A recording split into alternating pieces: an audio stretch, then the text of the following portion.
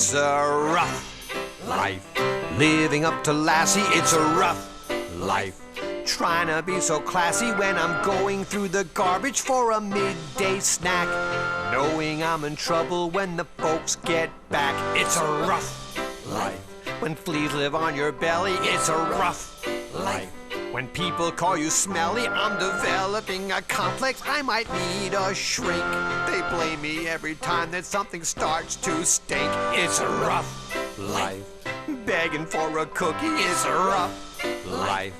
Never getting nookie. They chase me from the kitchen when I start to beg. They think that I'm perverted when I hug their leg. Hi, my name is Jesse Goldberg. And I'm Brian Cumming. And welcome to the show. Our special guest today is, now I'm not going to pronounce this right, Mirka? Mirka. Hello, yeah, that's perfect. There's a way to pronounce it with a South African accent, isn't That's there? right, yeah. It's mirka. Mirka? But I've tried with my friends before, they struggle with the R, so don't worry. So you're from South Africa? Yes, Are originally. you doing country music on here? Or is it, what kind of music is it? It's a blend. It's a blend of pop, country, little bit of a world sound. Yeah, I don't really know where to put it, in what box. I don't think it fits in a box. What do you think, Brian? I would have to say international. International? I like that, yeah. Yes, because it surely does have African elements in it, but it was recorded in Nashville and you were kind of following the rules in a way. What kind of music do they have in South Africa? I've never been there. Wow, I mean, of course it's very rhythmic and in different languages. We have so many different languages, 11 official languages just in South Africa. Does everybody speak English? Most of the people do, but we have my native tongue is Afrikaans, and we were taught English as a second language. But yeah, mostly I think over the cultural barriers, English is the language. Afrikaans. Say something in Afrikaans. Okay, I'm going to say it's wonderful to be here today and I'm having fun so far. Okay. It's my baie lekker om vandag hier te wees en ek geniet dit tot dusver. Yeah. I think you just said a curse. You know Afrikaans then. And that Afrikaans is rooted in Dutch or something. There's from the Dutch who came to South Africa and they settled there, and that's their influence mixed with, well, some English influence, or. Watch your hair on the microphone. Oh. Yeah, it's got the root, I would say, is Dutch, a little bit of German. Here and there, you can even hear a few French. Like a little bit of an influence of that. So have you always been in music? Yes. Do you play in South? Are you playing South Africa, or what do you do? Yeah, I used to play there. We moved to Nashville 3 years ago, and I got my first record deal when I was very young in South Africa, releasing an album in my native tongue, Afrikaans, and then a year after that I was signed by EMI. And then I started to tour South Africa. I was the opening act for one of the successful artists. EMI in South Africa. And boy, they're all over the place. Yeah, they are. Yeah. But I don't think they exist anymore, do they? Weren't they bought? Yeah, they were. By Sony? Yeah, they were bought by Sony. Yeah.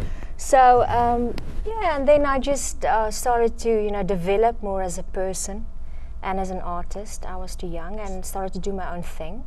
But I always wanted to come to the US. That was always my dream. Was Nashville your first stop?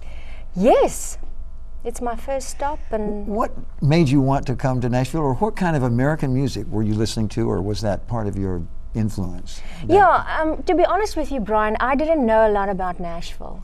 I was tremendously influenced by the American music. Artists like Heart, Alanis Morissette, Sheryl Crow, U2, Bon Jovi, all the mainstream, popular artists.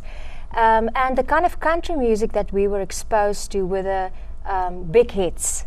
We knew who Dolly Parton was and Kenny Rogers, and then Shania Twain. She came on the scene, and that really broke it open for many people who were not used to rock the country rock feel.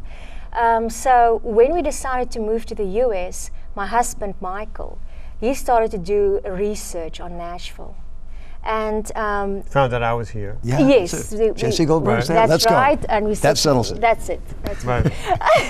No, but seriously, he told, he just said, go. I was still in South Africa at that point, and he said, here's a few links. Do research on Nashville. I think this will be a perfect fit because of our culture and just, who we are, the kind of personality and the things we like in life. We thought Nashville would work good. So how'd you hook up with Brian? Well, Brian, I don't know. This is Brian. Yeah, should I tell everybody? Oh, no, I'm just joking. No, I met Brian through a fellowship that we go to, and it was just immediately we connected. Been like a religious thing? We don't do religion now. What is this fellowship thing? Is this a cult or something? No, it's not a cult. It's a kingdom thing, but not religion. Kingdom thing. Mm-hmm.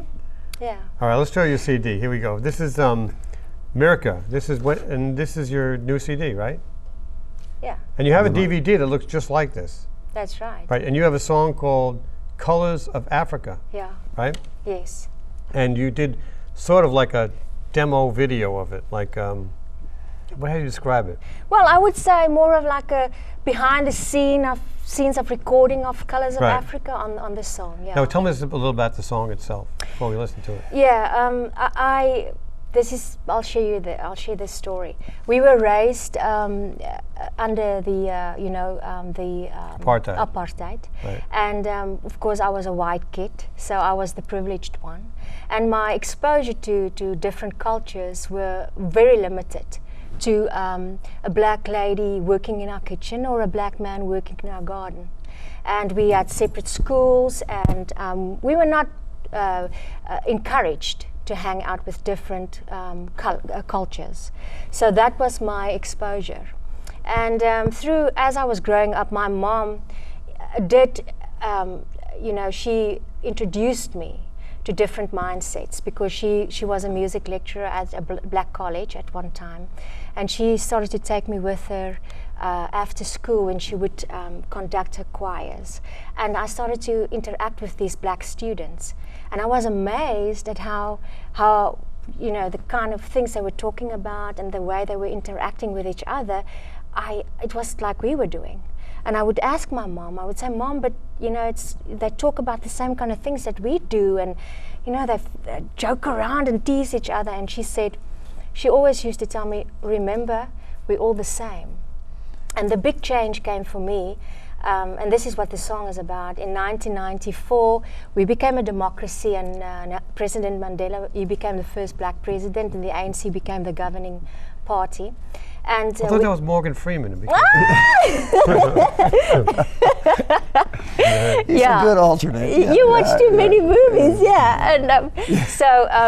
And it was just amazing because all the rumors were going around that, we're going to be killed and so forth. So there were a lot of fear. And I remember the next morning we woke up and we were waiting to be, it's going to be war. And it was nothing. It was nothing.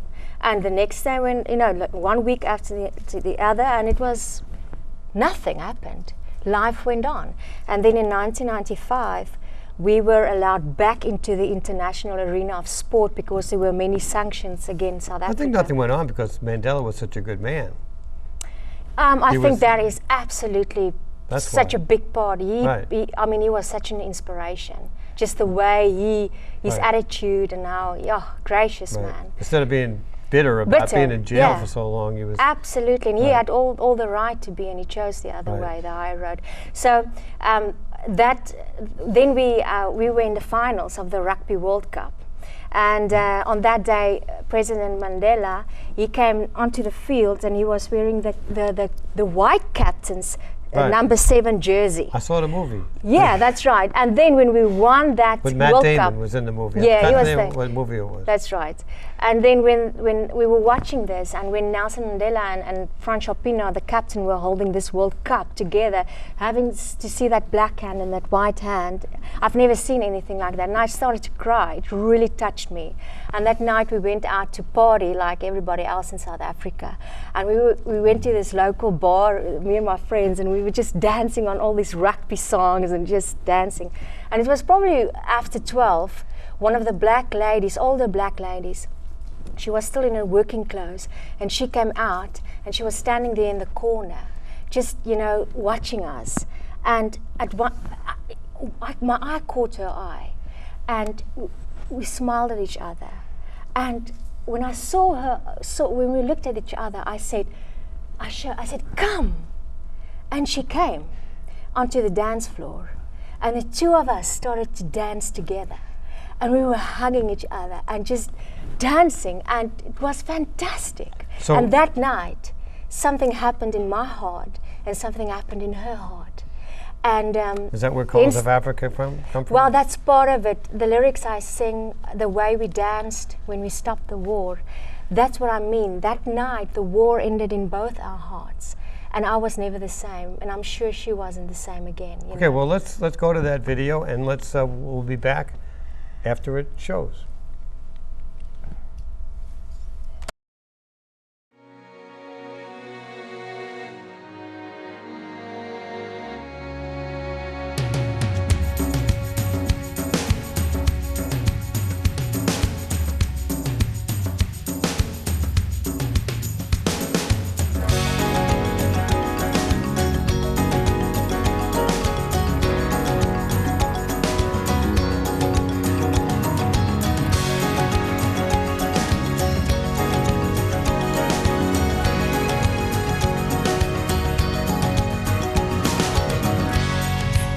In the southern part, a ground full of shining stars. Her feet is a dusty road, bring the sons and daughters home. At night she don't fall asleep, hear all the mothers weep, crying out for the broken hearts. Let the blind see with new eyes. The colors of Africa is a rainbow in the sky. The colors of Africa is an eagle in its flight. The colors of Africa is the lion's roar, the way we dance when we stop the war. Africa, you're a light.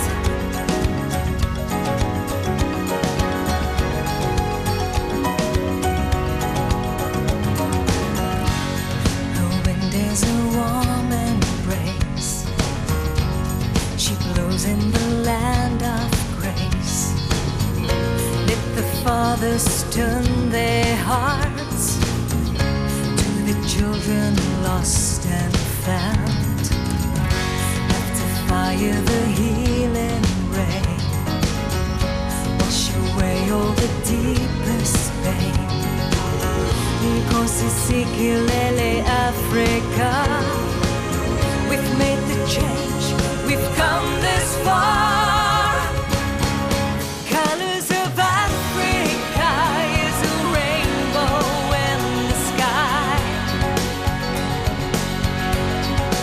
Colors of Africa is an eagle in its flight. The colors of Africa is the lion's roar, the way we dance when we stop the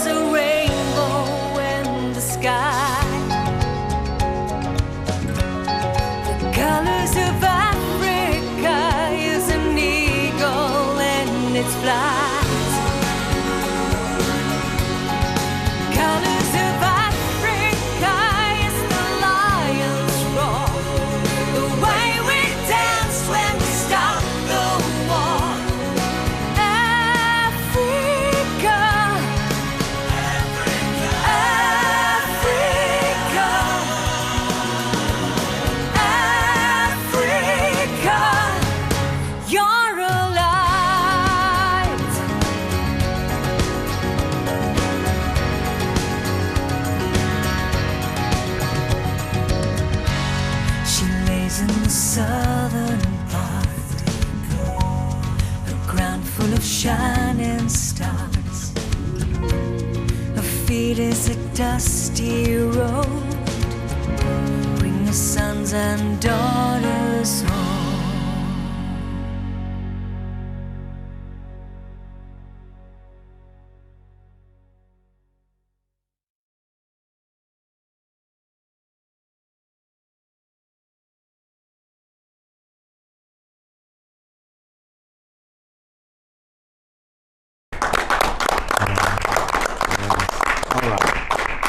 So you were doing the whole video thing, and you were in the scene, and you were singing, and at the same time, I don't know how that magic of film. Yeah, isn't that so? Yeah. It's fantastic. So, what was? Well, The Colors of Africa is really your song that really says the most about you, or it seems to be kind of the top of your songs. That the one that I know I've played it with you before, and I know that you all have gone to the trouble of getting drummers from that Global Education Center to join in on the song. That makes it pretty exciting. Yeah. Is your husband a drummer? Yes, he's my drummer. Was he in that video? No, he didn't play on the album though. Oh, he did. Okay. Yeah, Nick Budop did the drums. Oh. And he's still married to you after not playing on the album. Man, he's You like have Ringo. survived the major Ringo political didn't play on struggle. Love Me Do, so don't worry about it. Yeah. So what's the rest of the stuff on here? Who wrote the rest of these songs? Did you write all these songs? I wrote 6 of those songs, and the other songs I co-wrote with some wonderful songwriters here in Nashville. Marty Brown, Sarah Majors, Keith Barrett, and who's the other? Where's the Jesse Goldberg songs in here? I told you, I was just waiting, for. Where's the Brian Cummings songs in here? We already wrote the song. It will be on the next one. Really? Yeah, What song was it called? This Road. This Road? Mm-hmm. You It's her stole that story. from my dear. Well, No, see, Kelly there, did. there maybe you've got a song on the album. Brian after is a very talented guy. Yeah, he is. He can play every instrument. I know, and very good. Yeah. Please, I'm going to have to leave if you don't stop. This is not productive. Okay, come on now. Oh, so what's your impression of Nashville? Is it really challenging? Is it hard? Is it? I would say it's like a double-edged sword. On the one Yes. hand, you have the wonderful opportunity to learn from the best, to work with the best in the world, Thank to you. to be on, interviewed by the best, Thank you. and just to grow tremendously as a songwriter, as an artist, as a musician. It's fantastic. This is really a hub of resources. On the other side of this coin is if you don't know who you are and why you're here, you will be discouraged and you will fall flat on your face. I've been discouraged and fell flat on my face lots of times. Well, that's then when you have to get up and keep on, climbing this mountain. And each one of us has their own mountain. Some mountains are higher than others. But that's what Nashville did for me. When we moved here, I realized, I really have to dig deep and bring who I am and stay focused on what my message is and who I am as an artist, but in the same time be humble enough to learn and to keep on growing and never stop. And I think this is fantastic. If you think you God's gift to music, please move to Nashville and you'll get a wake-up call quickly. No, seriously, because the talent is amazing and everybody's waiting in line for the next, to be the next best thing, and everybody, most of the people here are just so incredibly talented, and you can see them play on downtown, and they can go on tour with the best, artists right now, and they're playing, for tips. So yeah. Nashville's tough. I'm moving. Well, what mountain are you going to climb? I'm on the other side of the mountain going down. Why are you? So I was climbing the mountain, I kept sliding down, so I walked the other direction. What direction? What are you discouraged with Nashville? No, I like the show. I like, you ever watched the show Nashville? No, I didn't. No? No, okay. Never mind. You know, I guess, you know, you've heard that saying, you know, the music industry is full of dogs and scoundrels and, you know, backstabbers and men who will, you know, take the last cent of the good people in the halls of the music industry, but there's also a bad side to it. You know, so I don't watch Nashville, the TV series. It's a good show. I watch it. You could be on it. What is it called? Lucy Hart was on it. Oh, Yeah. congratulations, Lucy. Yeah. She's a star. And our friend Chris was on it too. That's right. Yeah, he was the security. Yeah. Yeah. Yeah. But it's Nashville, the show is a lot of credit for Nashville, the city. I mean, it's a lot of work. That it's very complicated to I like produce a show watching the like that. scenery, to tell you the truth.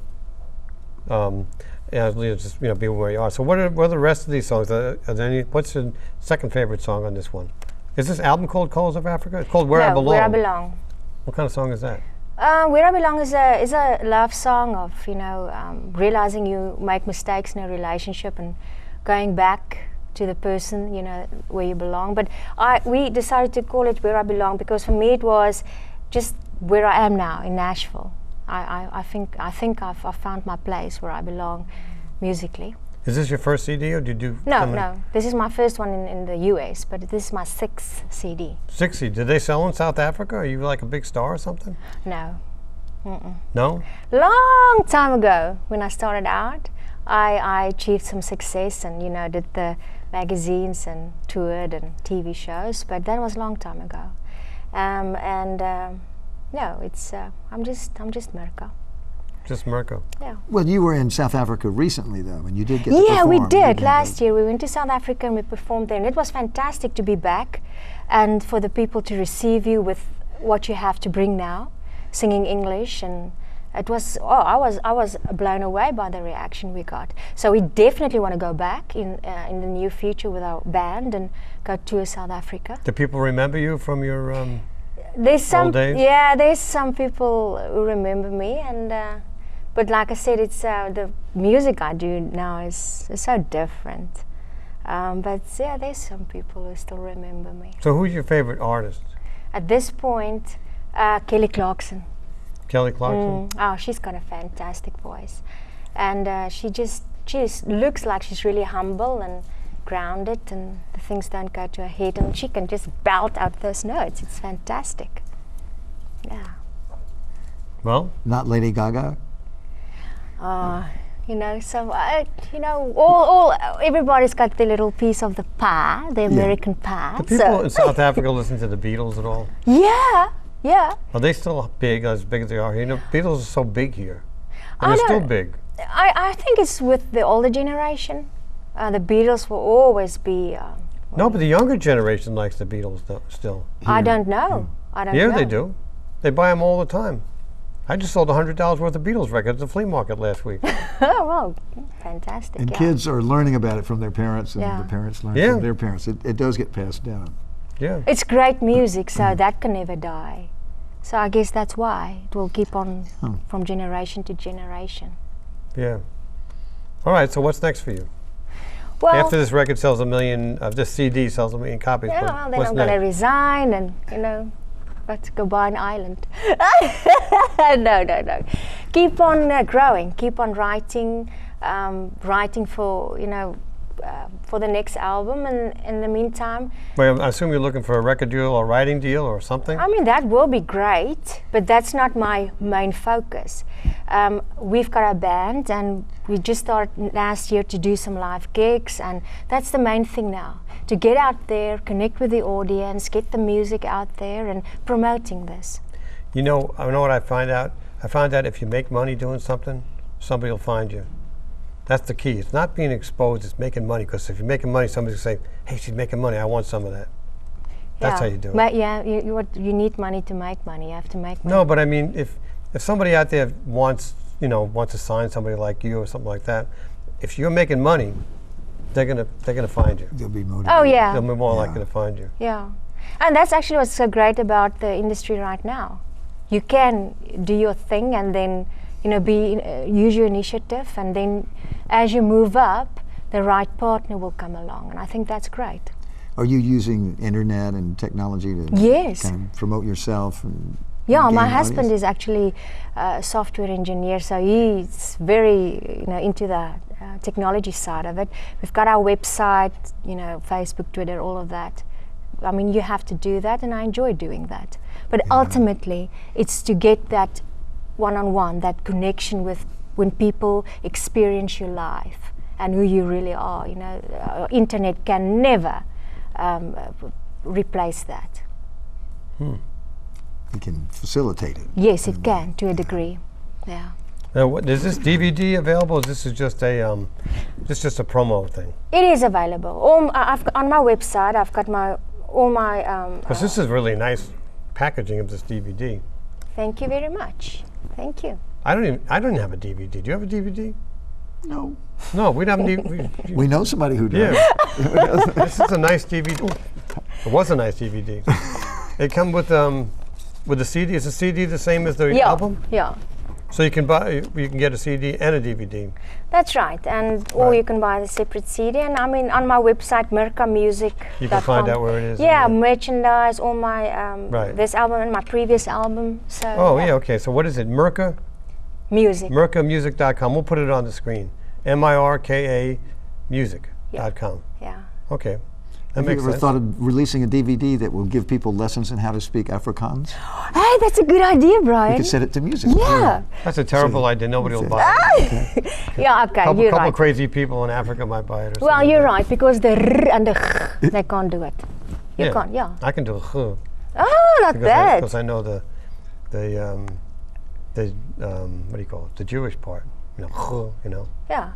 Hanukkah. Yeah. Yeah. Well, let me teach Any you what. Jews in South Africa? Yeah. Really? Yeah. Oh, they got all the money? Oh well, I guess that's what everybody say, but it's hardworking people, and that's Oh. good for them. Well, maybe I'll go there. Anyway, we got to get going. My name is Jesse Goldberg. This is Brian Cumming, and this is Mirka. Oh, very good. Yeah. And we'll be back next week with another edition of Mind Your Own Music Business. It's a rough life. Living up to Lassie, it's a rough life. Trying to be so classy when I'm going through the garbage for a midday snack. Knowing I'm in trouble when the folks get back. It's a rough life. When fleas live on your belly, it's a rough life. When people call you smelly, I'm developing a complex. I might need a shrink. They blame me every time that something starts to stink. It's a rough life. Begging for a cookie is a rough life. Never getting nookie. They chase me from the kitchen when I start to beg. They think that I'm perverted when I hug.